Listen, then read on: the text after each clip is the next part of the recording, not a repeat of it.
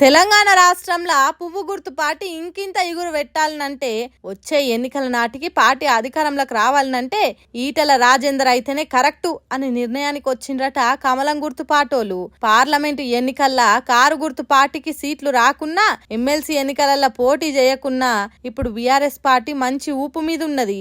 Local ఎన్నికల్లో car గుర్తు party జోరు చూపెట్టుడు ఖాయం అనేది అందరికీ ఏరుకున్న ముచ్చటే.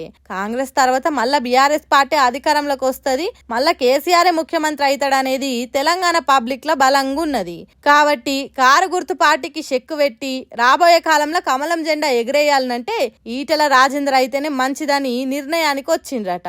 ఎందుకంటే తెలంగాణ ఉద్యమంలో కేసీఆర్ కు కుడి భుజం తీరుగున్నోడు, బీఆర్ఎస్ పార్టీ గురించి పూర్తిగా తెలిసినోడు. కాబట్టి కారు గుర్తు పార్టీని దెబ్బ కొట్టాలనంటే ఈటెల రాజేందరే సరైన ఈటే అనుకొని ఈ నిర్ణయం తీసుకోబోతున్నారట.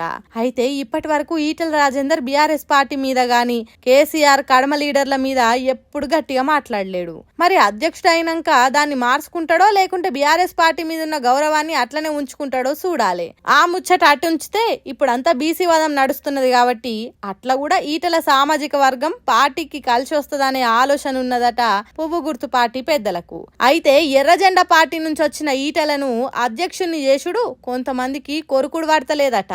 ఇన్ని రోజులు పార్టీకి సేవ చేసిన మమ్ములను కాదని ఈటెలకి ఎట్లా అధ్యక్ష పదవి ఇస్తారు అని అనుకుంటున్నారట. మరి అన్ని ముచ్చట్లు చర్చించినాక ఈటెలనే నికురం చేసి అధ్యక్షుని చేస్తారా లేకుంటే పక్కా ఆర్ఎస్ఎస్ నుంచి వచ్చిన ఇంకో లీడర్ ను పెడతారా అనేది ముందు ముందు తెలుస్తుంది. గాని ఎవలను పెట్టినా వచ్చే ఎన్నికల నాటికి కమలం గుర్తు పార్టీని అధికారంలోకి తీసుకొచ్చే ప్రయత్నాలు మాత్రం గట్టిగానే చేస్తున్నది. చూడాలి మరి ఏం జరుగుతుందో.